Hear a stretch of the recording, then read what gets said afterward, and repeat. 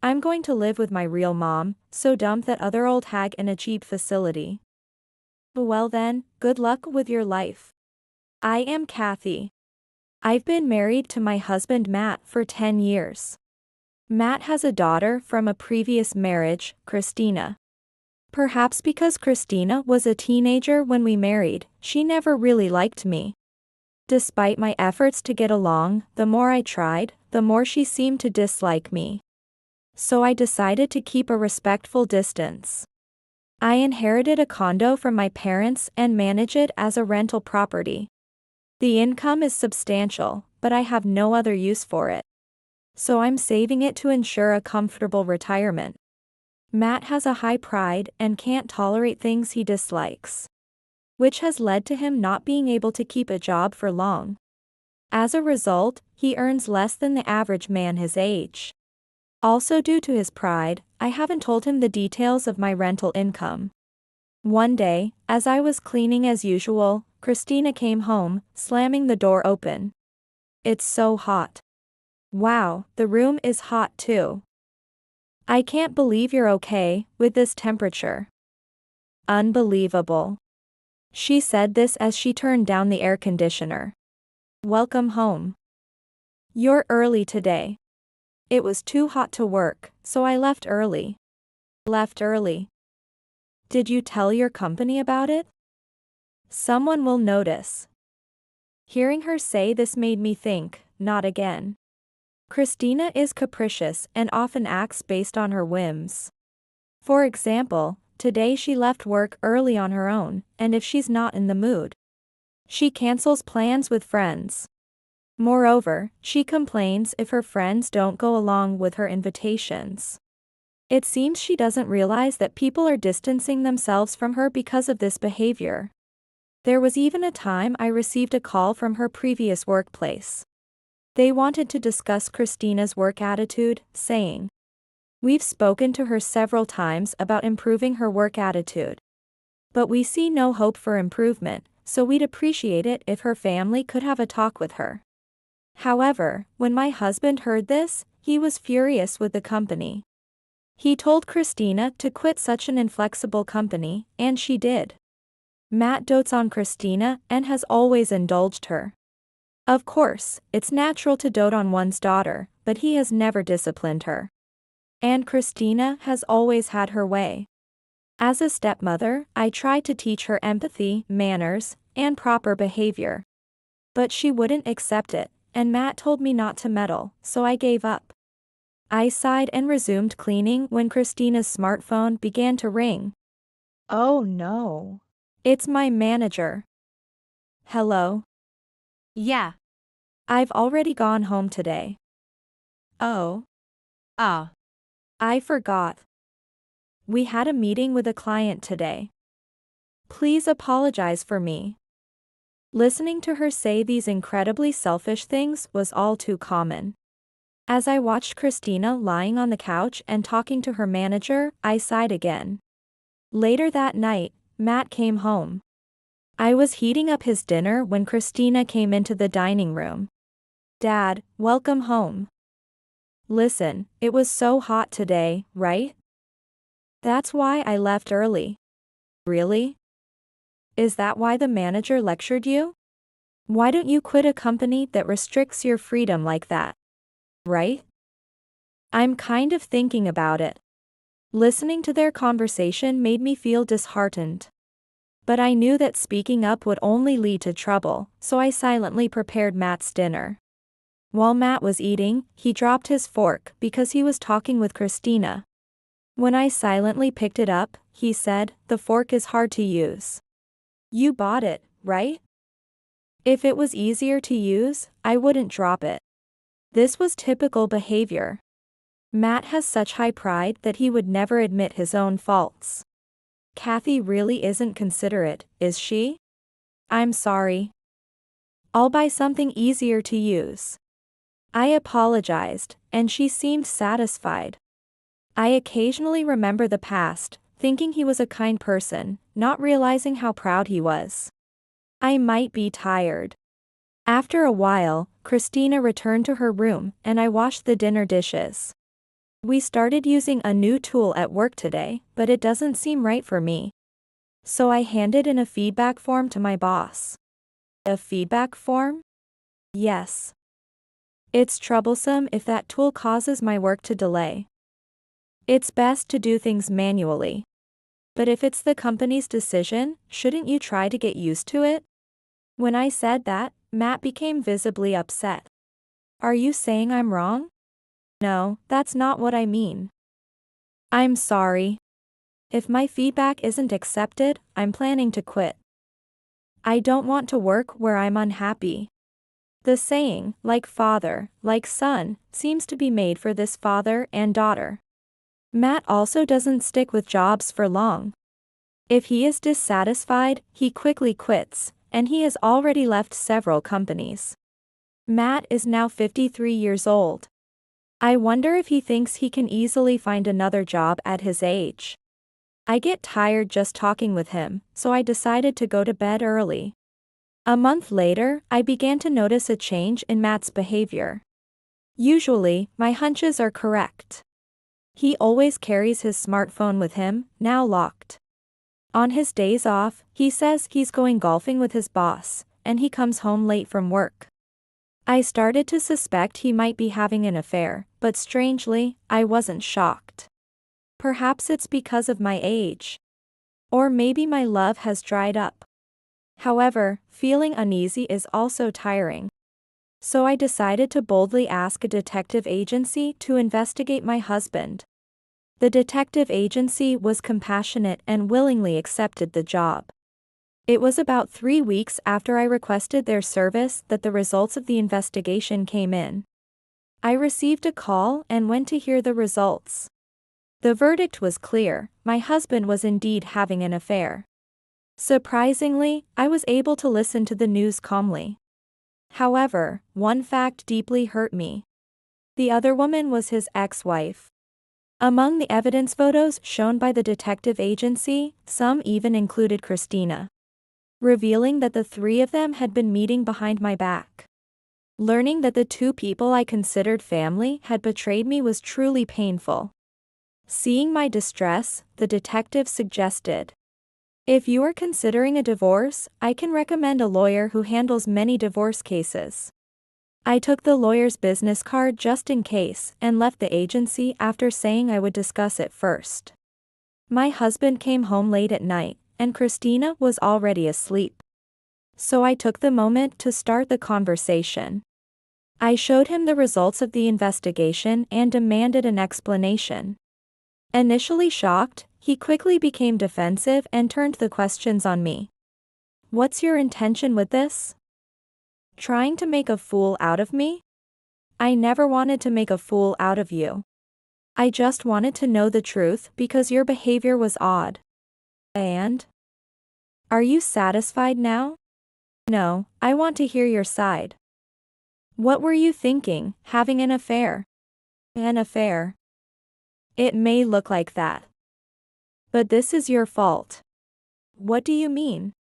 "After all, I married you, a second-hand good, and you don't earn money, you keep aging. I've been supporting you, and you never show any gratitude. What benefit do I have staying with you?" Hearing this, I realized he truly knew nothing and had no interest in our household's affairs. Because actually, I've been paying for our house rent and living expenses mostly from my rental income. His salary, constantly switching jobs, has never increased, likely much lower than his peers. He probably doesn't even realize that. "Are you serious?" "Of course. You should know, the affair is with my ex-wife. Christina is happy about the reconciliation.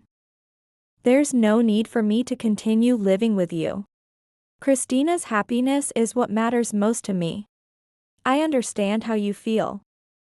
"So, you're thinking about getting a divorce, then?" "It's not just a thought, it's a done deal. It's good timing that this came out now. Get the divorce papers tomorrow." His harsh words left me without sadness, just regret over why I ever got involved with him. "Understood. I'll go to the city hall tomorrow." How will you explain it to Christina? Don't worry about that. I'll tell her. She hates you anyway. Understood. Although I knew he was not the type to admit his faults, I expected some reaction. So his unflustered response brought me down. The stark realization that I was never needed weighed heavily on me, leading to self-loathing. The next day, I went to the city hall for the divorce papers. Stopping at a store to buy a drink. I rummaged through my bag to get my wallet and found a business card.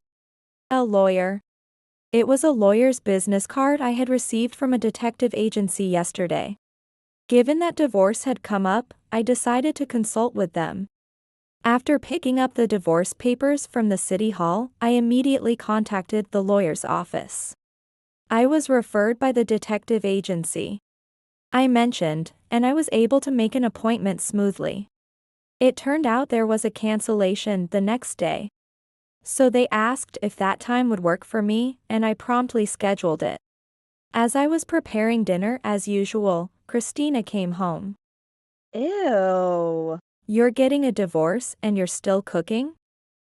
That's so creepy. Are you clinging to the past? It seemed she already knew from her father. If you don't want it, you don't have to eat. While I was cooking, Christina started complaining, clearly displeased. I don't know why Dad married you in the first place. I've been against it from the start. Living under the same roof as an old hag has been suffocating. I'm actually happy about the divorce. Good for you. That attitude of yours, acting like you're not affected, always bothered me. Looks like you'll be all alone now. Yes, I suppose I will enjoy it. Christina clicked her tongue and left the house. The two of them did not return that evening, and I ate dinner alone. The next day, I visited the lawyer's office and explained the situation. The lawyer listened compassionately and suggested claiming compensation from my husband and his affair partner. Being unfamiliar with the law, I asked him to represent me. When I returned home, my husband and Christina were there, seemingly waiting for me. Where have you been? What gives you the right to leave the house as a housewife? Really? You better not be out spending Dad's money. I went to get the divorce papers from the city hall. Oh, you're home early today. I laid the divorce papers on the table, and while Christina seemed pleased, Matt immediately began to fill them out. Oh, come on. Hurry up and pack your bags and leave. Sitting next to her father filling out the divorce papers, Christina spoke with a smirk. Me? Obviously. You have to leave. Why is that? Because we're getting a divorce, obviously. Do as Christina says. I'm going to live with my real mom, so dump that other old hag in a cheap facility. Despite paying a rent of $1,800, I thought to myself, if that's what they say, I'll leave. All right. I'll leave. Is that what you want? There's no other choice. You're just in the way now. Ugh. Hurry up and pack your stuff. Disgusted by their harsh words, I retreated to my room to pack my belongings. Now we can live as a family with Mom again. Yay! Yes. I put you through a lot because I married such a person. Let's be happy together as a family of 3 again. They rejoice with a loud voice that can be heard even in the room. Despite feeling miserable myself, I decided to take this opportunity to move to a place I had considered for my retirement. The next day, I quickly packed and headed to my new residence. On the way, I called my lawyer to report the outcome of our discussions. The lawyer, astonished by the developments, expressed concern but chuckled when I told him about my next steps. That might indeed be a happier choice for you. I was heading to a renowned luxury retirement home known nationwide, requiring an entrance fee of $1 million. Despite the cost, The facility was exceptionally well maintained and popular due to its comprehensive amenities. I had saved up the entry fee from my rental income, originally intending to enjoy this place with my husband. Now, I was even grateful to be entering alone, leaving the matter of compensation to my lawyer. I also decided to enact some retribution by contacting a specific service. I didn't want things to end without consequences. A week after I left, Christina called me in a panic. Hello? What do you want? What do I want? The recycling shop's people just came and took all the furniture. What's going on? I sold them. Sold them. You think you can just do that? Of course. They were all mine, after all. What? What are you talking about? Exactly that. All the furniture and appliances in that house were mine. There's no need for me to keep them if I'm not living there anymore, right? But that sofa was my favorite. I used it the most, so it should be mine, right? I don't understand that logic. If you liked it so much, why don't you buy it yourself? I believe that sofa was around $13,000. $13,000. You're joking. Wait, but the bed. That bed is mine. Dad bought it for me. Actually, I bought that bed. He just told me to buy that bed. What? But it was bought with Dad's money, right? No, it was with my money. That's why I'm saying I sold my belongings. Everything that's gone was purchased by me. You're lying. Everything in the house was yours? But that's terrible. Put it back. Impossible. You'll have to figure it out yourselves. What? Fine. I'll tell Dad on you. Do as you like. Christina hung up immediately, expecting a call from my ex-husband soon. My phone rang quicker than anticipated, displaying Matt's name. Hello. I heard from Christina. What have you done? You know very well. Everything was my property. Even so, you left, so ownership should have transferred to me. And your things are mine too. What are you talking about? I never transferred ownership. If you want to claim something as yours, you should buy it yourself. It's your responsibility because you did it without consent. So it's absurd that I have to spend money because of what you did. You really have such pointless pride. I'm busy, so I'm hanging up. Wait I hung up on him mid-sentence without hesitation. As I was in the middle of a spa session in the relaxation room of the luxury retirement home, where aesthetic services could be booked. Despite numerous calls that followed, I ignored them all. The next day, I received a call from a public phone, and it was Christina. You answered. Why aren't you picking up the phone?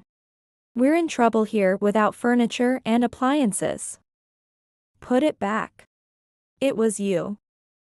As I said yesterday, if you need them, buy them yourselves. Dad says he has no money. You took it all, didn't you? No, why would I take it? His bank books and cash cards are still at the house. What? Then why is he saying he has no money? Maybe because there's a wall of expenses. Perhaps he has no savings? Then how are we supposed to live? I was the one providing for the household expenses, wasn't I? You weren't even working, what are you talking about? I wasn't working, but I had an income. I have rental income. What do you mean? Rental income. You were managing property? Then what was Dad spending his salary on? Yes, that's why I could afford to pay for our living expenses. What Matt spent his salary on, I don't know. You should ask him directly. Are we done? Ah. Wait. If you have money like that, why? I hung up the phone. They were utterly clueless about how they had been living, foolish people. I no longer felt any sympathy. Living on just Matt's meager salary was impossible. Matt must have known how much he was earning. Yet he deluded himself into believing that his salary alone was supporting us. Despite his salary not even covering the rent. It was my rental income that made our living possible. Now that we are divorced, their standard of living must have significantly declined. But that's no longer my concern. By now, the real mom, his affair partner, must have moved in with him. So they'll have to solve any financial issues among themselves. Calls from Christina and Matt continued, but as time passed, they gradually decreased. Once I had settled into my new life, I received a call from the lawyer. Thank you for your patience. I have successfully filed for compensation. And it seems that the other party is willing to pay. This should conclude smoothly. I was slightly suspicious that my prideful ex-husband had agreed without any complaints. But the lawyer assured me it was true. I was relieved to be finally cutting ties. Is that so? Thank you, sir. Please keep up the good work for just a little longer. Of course. Let's continue to do our best. After hanging up with the lawyer, I felt a little more upbeat and thought about taking a swim in the pool at my facility. That's when my phone rang again. Checking my phone, Matt's name appeared for the first time in about a month. I hesitated but decided to answer, not wanting to stir up trouble. Hello? It's me. Rent hasn't been withdrawn since last month. Can you please handle it? What do you mean, handle it? Matt's tone was calm, but his words made no sense. Isn't paying the rent your responsibility? With no furniture and only the bare essentials, think about our situation. Just pay the rent. I have nothing to do with it anymore, why should I pay the rent? I don't live there, and we're divorced, remember? Hearing this, Matt seemed to lose his temper. What? How selfish can you get? That was originally your house. You told me to leave. The selfishness is on your part. If you keep talking like that, I won't pay the compensation. Just pay the rent now. I couldn't understand where he was coming from. This wasn't about pride anymore. I was just disillusioned. Can you discuss the compensation with the lawyer? No matter what you say, I'm not paying the rent. Maybe you should check what common sense is. What kind of way is that to speak? Who do you think has been supporting you all this time? That would be me. What? I've been the one supporting you. So no matter how tough your life gets, it's none of my concern. Goodbye. After hanging up, I headed to the pool. I intended to have a nice swim, but Matt had spoiled my mood. However, on my way to the pool, I ran into a friend I had made at the facility, who was also headed there. Swimming together turned out to be a lot of fun. I guess I'm quite simple-minded. After swimming, I returned to my room to find my phone lighting up with missed calls. Dreading what it could be, I checked and, unsurprisingly, it was Christina. I was debating whether to call back when my phone started ringing again. Sigh. Hello? What's with that sigh? And what do you mean by not paying the rent? It was about the rent again. Why should I pay for a house I don't even live in? Anyone would understand that. As I told Matt, why should I pay? I have no relation to you guys anymore. I don't live there, and I don't see why I should pay rent for strangers. So, you intend to keep making us suffer? Mom has been crying. You sold all our furniture and appliances, the rent is in arrears. And on top of that, you're demanding compensation. How much more trouble do you want to cause us? Christina spoke as if they were the victims. I imagined she would continue to think this way, which seemed like it would lead to a lot of hardships. Ever heard of karma? What goes around comes around. Seriously, how can 3 adults not even manage to pay rent? What were your plans for living? Didn't you think at all? Christina started to falter. Well, that's because Dad said he was a manager and that he had a high income. We thought we'd be taken care of as usual. I thought things wouldn't change even after you left and Mom moved in. He said he was a manager. I couldn't help but laugh. My ex-husband, who had never held a job for more than 3 years, was a manager. That's impossible. It turned out he had been lying to his daughter with his inflated pride. Don't laugh. Christina was getting angry. What a pitiful family. I didn't know much about the affair partner. But anyone willing to rejoin such a family must share similar values. Matt has never advanced in his career. He's never been a manager, let alone a department head. What? That's not what I heard. Why don't you take a good look at reality for once? Sort out your situation, all 3 of you.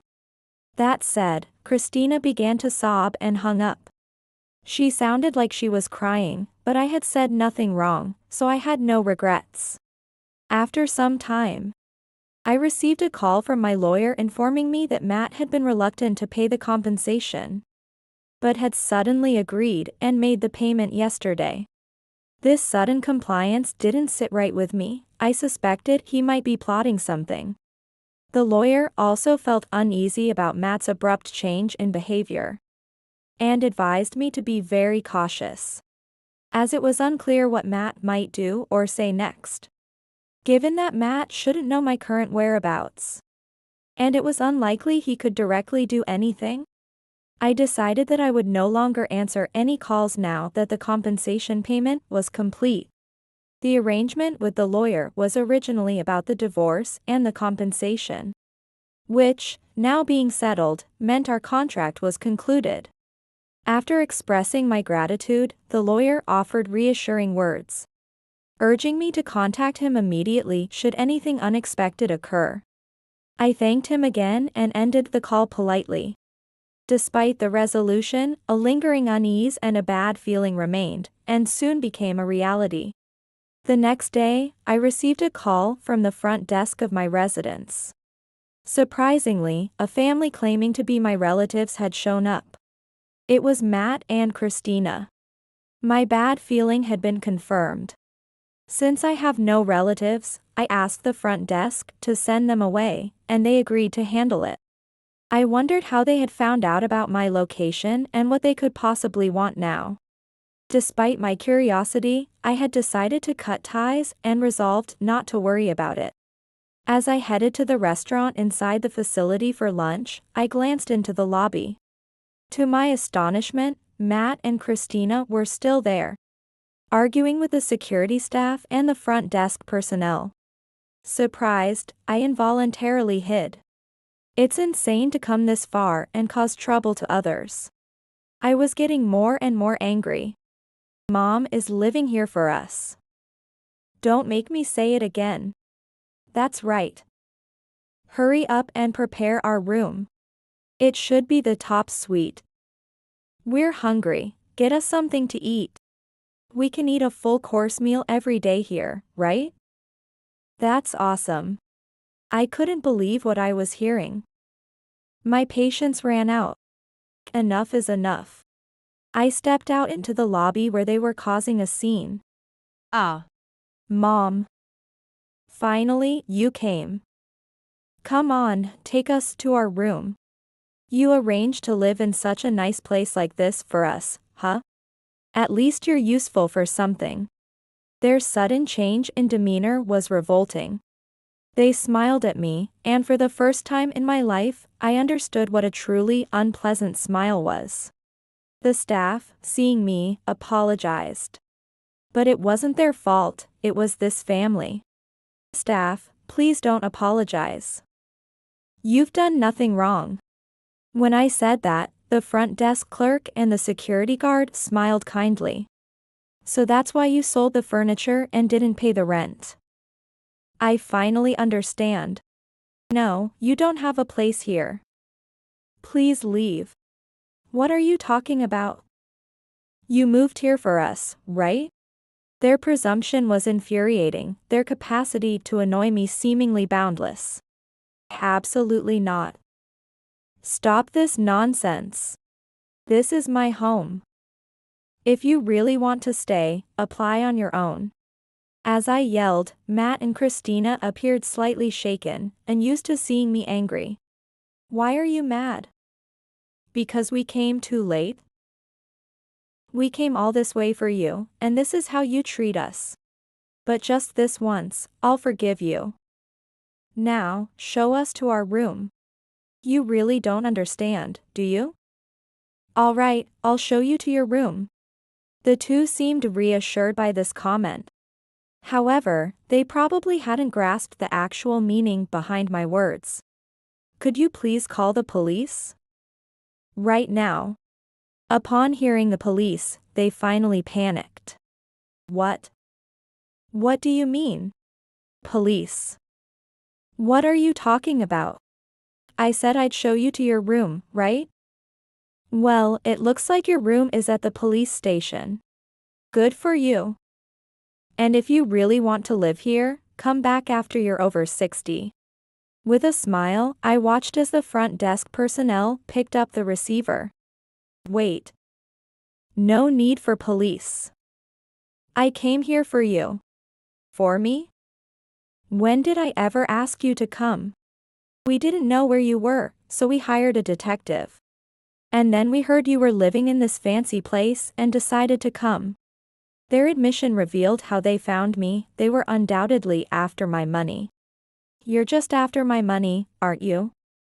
Unable to pay a rent of $1,800. Unable to afford enough furniture and appliances. And after all our interactions, you guessed I had money and tracked me down, right? Stunned into silence, they couldn't respond.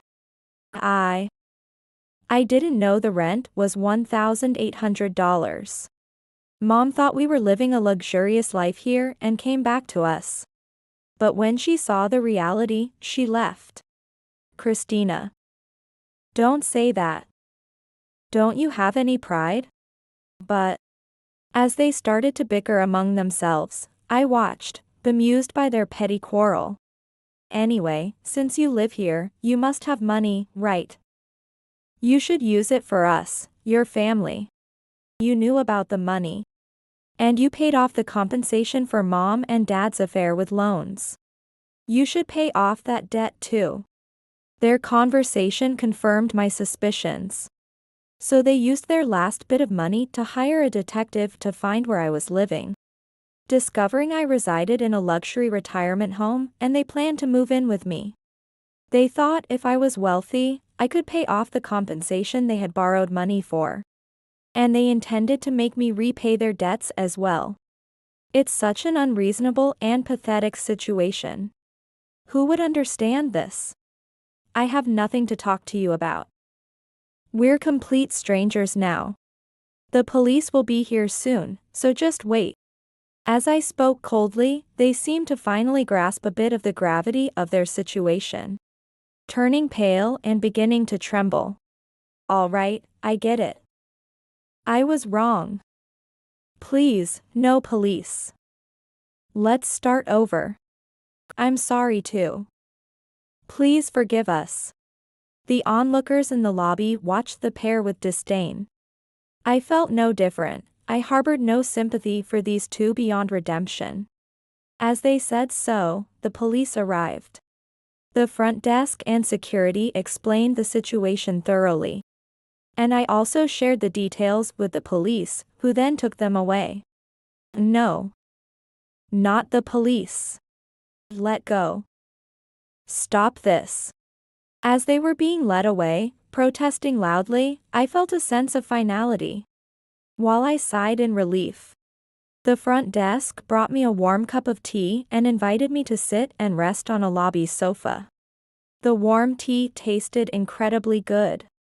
Later, it was revealed that Matt and Christina had been evicted from their home because they couldn't pay the rent. Furthermore, they had quit their jobs assuming they could move into the luxury retirement home with me. After being released by the police, they had no place to go and ended up staying in an internet cafe. As their remaining funds dwindled, they hastily found a job with accommodations. Though they found a place to stay, the job was demanding, involved office politics, and didn't manage well in human relations, leading them to work exhaustingly for a meager salary. As for me, I was living a life of elegance I could never have experienced if I had stayed married. Sometimes I indulge in spa treatments, exercise, sing karaoke with friends, and my days are fulfilling. The facility hosts many events, which have helped me discover new hobbies. I've made friends with other residents and my life is luxuriously busy, filled with enjoyment and happiness.